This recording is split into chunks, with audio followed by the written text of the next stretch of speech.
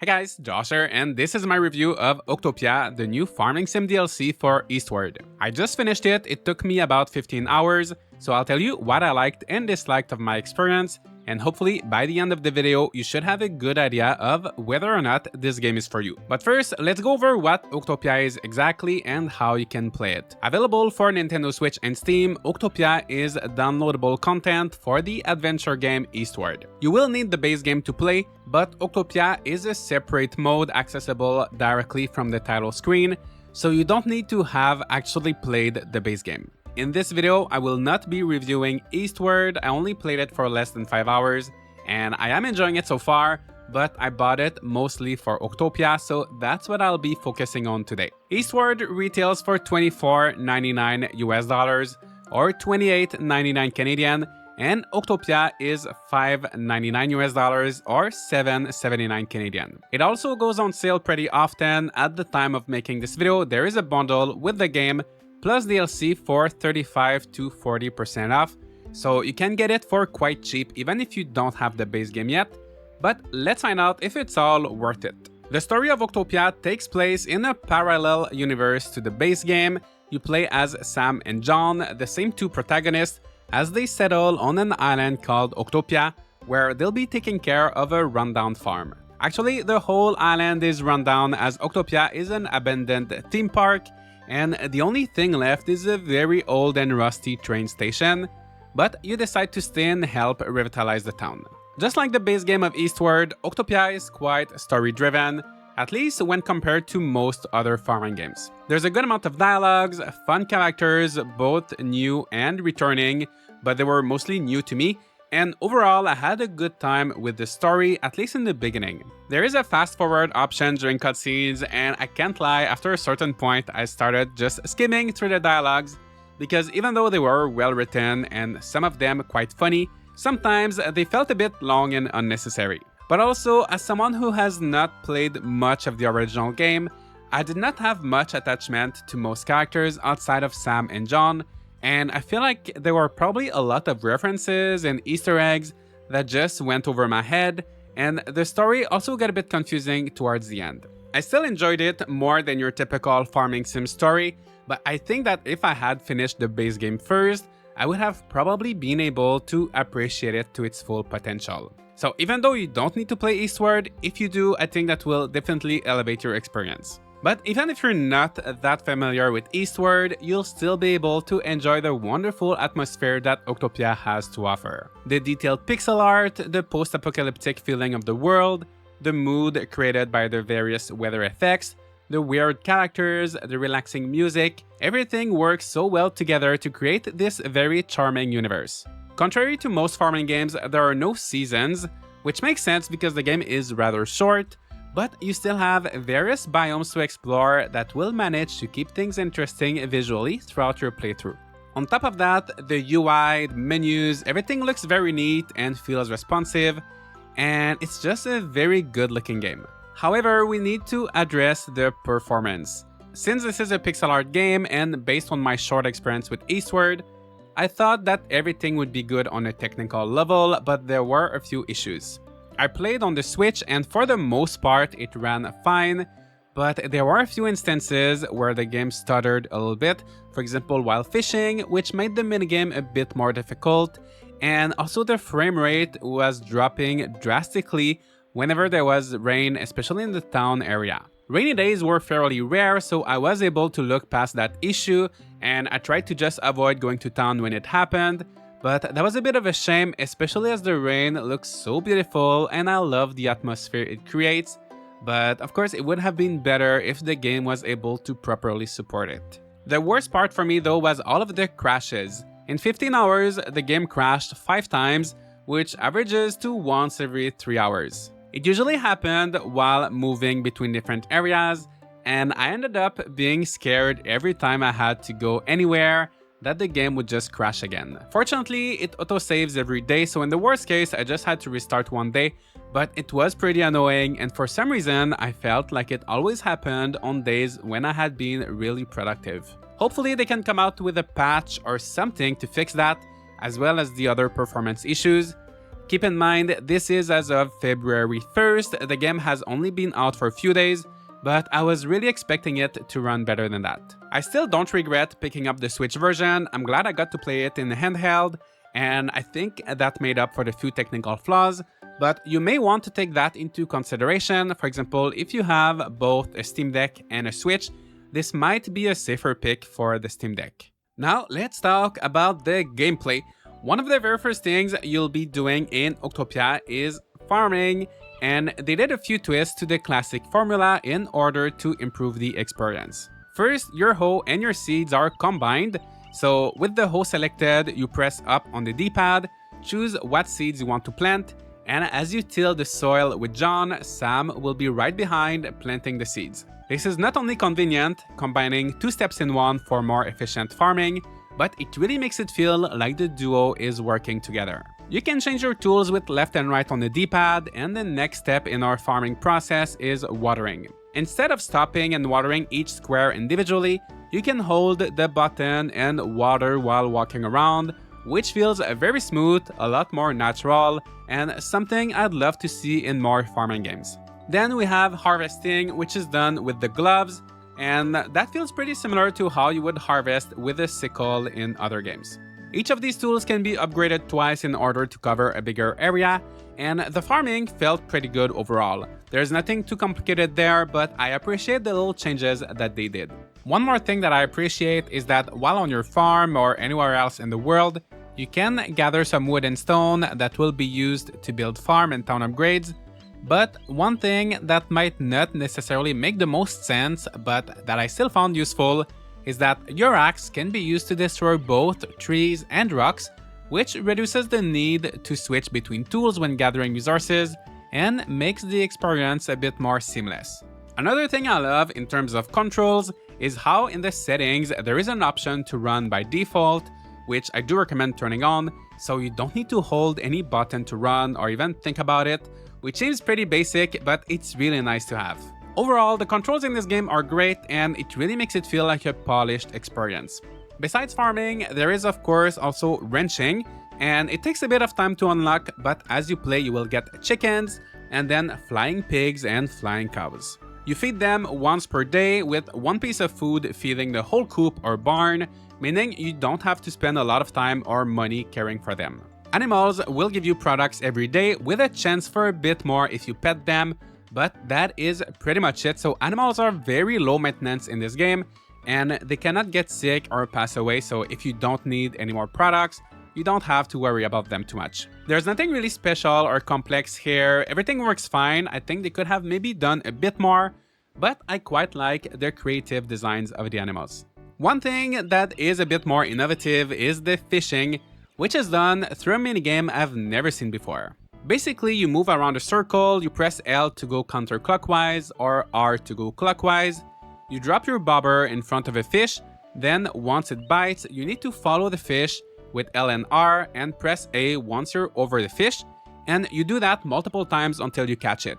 Fish comes in different colors, so for example, white ones will bite easily and swim slowly, while purple ones will swim away from your bobber if you move too abruptly, and they're also much faster. Sometimes it can be a bit annoying trying to get one of these more difficult fish to bite, but once you got them, the reeling part is quite fun and unique. You also later unlock other bobbers that are either faster or stronger, and overall I quite enjoyed finding all of the fish in the different areas of the island.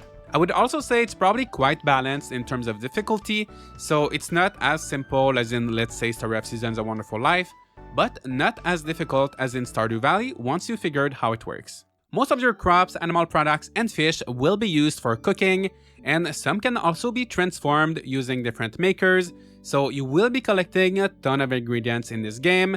And one thing I love is that your inventory space is unlimited, so you don't have to worry about storage.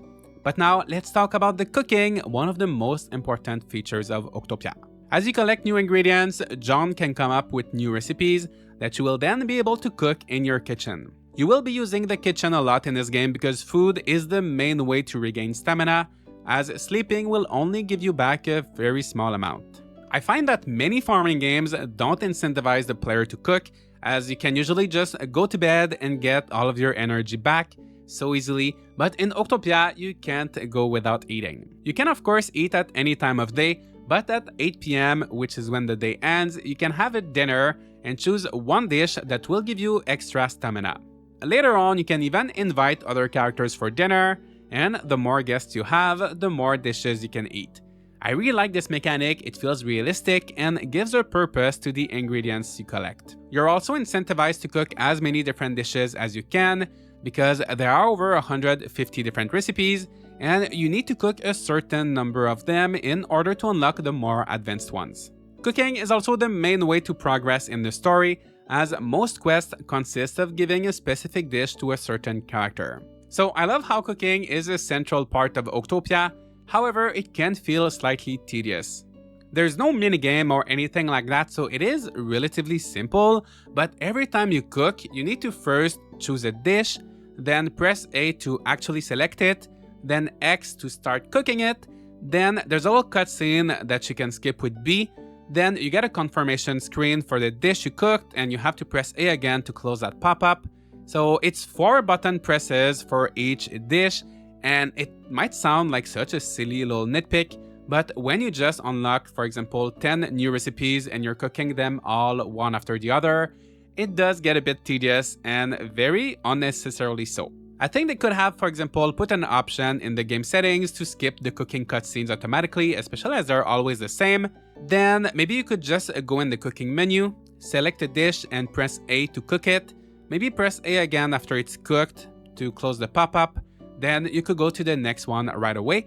Instead of having to do A, X, B, A, and then choose the next dish and then A, X, B, A over and over again, it's like a weird combination because you have to press so many different buttons, and it's just way too many extra steps for such a simple task. I will say, however, the food illustrations are great. The game also reminded me of Harvestella in the way you're really encouraged to get as many ingredients as possible, to cook all of the dishes, and that was a lot of fun. It was a very addictive gameplay loop, but I just wish the actual cooking process was a bit more streamlined. Dishes also, for the most part, sell for more than raw crops, which brings me to the next point, the balance of this game, or lack thereof. One of the very first crops you can grow is sweet potato. They only take 2 days to grow, so they're extremely fast, and you can grind them in the mill to make vermicelli, which doubles their value. This is such a good way to make money right from the start of the game, so if you fill up your fields just a few times with sweet potato, you'll never really have to worry about money. I feel like this should have been more of a late game trick. Maybe the vermicelli shouldn't be selling for that much, maybe the sweet potatoes should take more than 2 days to grow, and who knows, maybe this is something they will fix in a patch later, making my point completely irrelevant. But as of right now, making money is extremely quick and easy right from the start, which I feel breaks the balance of the game and removes any kind of challenge or incentive to try to make money later on in game. Another balancing issue I found was with the mining, but before we get into the problems, let's talk about the good parts. In Octopia, instead of actually going inside the mine yourself, you take control of a mining robot through what looks like a video game. You can do this once a day, you have a set number of bombs, and you need to blow up rocks to get ores. You'll often encounter this kind of explosive rocks, so making a bomb explode on these will create a larger explosion. If there are multiple of these explosive rocks in close proximity, you can create a big chain of explosions, which does feel very satisfying, and this lets you get a lot of stuff with just one bomb. As you explode stuff, you will have a bar filling up, which will increase the radius of your bomb, making them more powerful until you completely fill the bar up, then it will go back down again. On each floor, you will find a hole that lets you go deeper, where you'll find more ores. I think the way that they took the classic mining mechanics of farming games and put a fun spin on it with this arcade-like minigame is a really good idea, and I did really enjoy mining until it was no longer necessary. At one point, you unlock gadgets at the lab.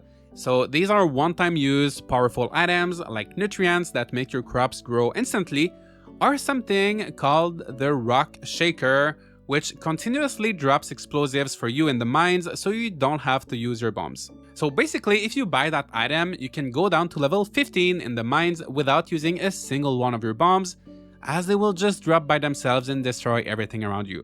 This kind of broke the whole balance of the game for me because I got hundreds of ores the first time I used that overpowered item, and I didn't have the need to go back to that mine ever again. I feel like those items should have been either a bit more expensive or not as powerful, and if I had to do another playthrough, I think I would just avoid them altogether because they really broke the balance for me. Balance is so important in a farming game or any game, and I think that if they had taken a bit more time to tweak some numbers, make a few things more expensive, make money a little bit more difficult to get, progressing would have felt a lot more rewarding. So now let's discuss about that progression.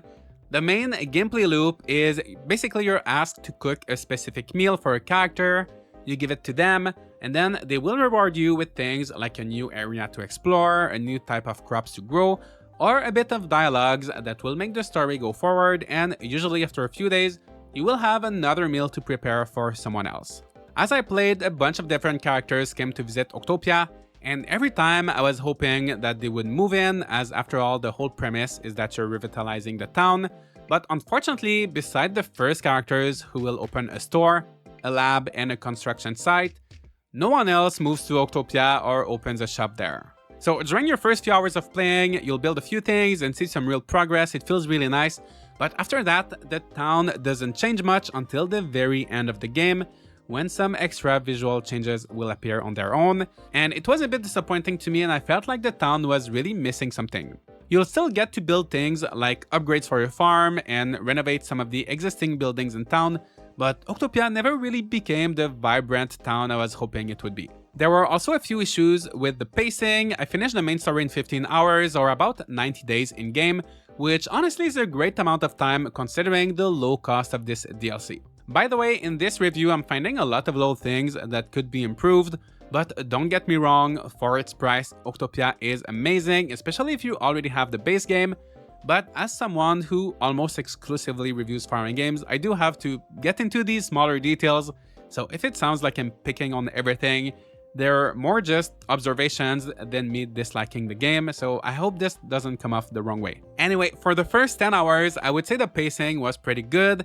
There were a few times when I had to wait a few days for a visitor to arrive or a building to get completed, but for the most part, I had enough things to do that I was able to keep myself busy and work towards something. That being said, keep in mind that this is quite a simple farming sim, so you will be taking care of your crops, your animals, maybe gather some building materials, do some fishing or mining in your spare time, and you will repeat the same thing day after day. Days are on the shorter side, they go by a bit quickly and they end at 8 PM, which wasn't a problem for me. I found that to be quite well balanced and I always had time to do everything I needed to do.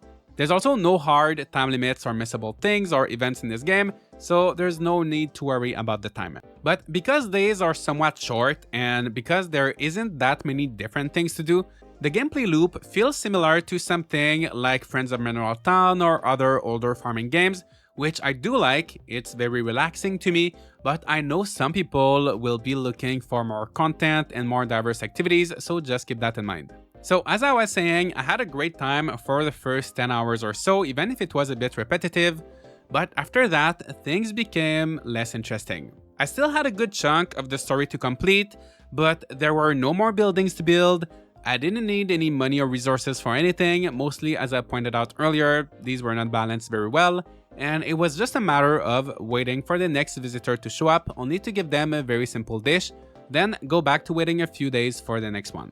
Sometimes things were not as obvious and progressing the story required triggering a certain cutscene, and I spent days and days not knowing what to do or just sleeping and hoping something would change the following day. So even though I had fun for the most part, the last few hours felt quite empty, and I think that extra little things like a way to decorate your house or maybe having to save a lot of resources for final building or tool upgrades would have been nice to see. Once the main story is over, you can unlock a few extra crops and recipes if you're looking to complete the game at 100%, so there is a bit of endgame content and I'll probably go back to it to finish everything, but I wish there was slightly more to keep things interesting while you're actually doing the story. To conclude, I had a good time with Octopia. For a farming game, it is relatively short, but when you think about the fact that it is a DLC, it does have a good amount of stuff. With a lot of other games, a DLC of this price would get you maybe an extra outfit or an extra character or something like that, but here you get a whole 15 to 20 hours of farming. It definitely has some flaws. The balancing and the pacing is a bit off. Building the town is not like I anticipated it, but it also brings some fresh ideas to the genre, things that I would love to see being reused in other games. If you don't have Eastward and you're only interested in Octopia, I would suggest maybe trying to get it on sale, as it does go on sale pretty often, or at least be prepared for a shorter experience than your typical farming sim. If on the other hand you already have Eastward and you like farming games, I think it's definitely worth it, and it will be better than any other farming game you could find under $10. Lastly, if you have Eastward already, you like the base game, but you don't like farming games. I know most people who watch my videos like farming games, but maybe you got here just because of Eastward and you hate Story of Seasons, you hate Stardew Valley. I don't think this DLC will change your mind on the genre, especially as it is a bit repetitive. For me, I'm really happy that I played it. I might go back to it and try to finish the few recipes and things that I'm missing to beat it at 100%. It was also refreshing to play something a bit shorter, but let me know what you think. Did you play Octopia? Did you enjoy it? What about Eastward? Let me know your thoughts in the comments, leave a like and subscribe for more content like this, and I'll see you all in the next video.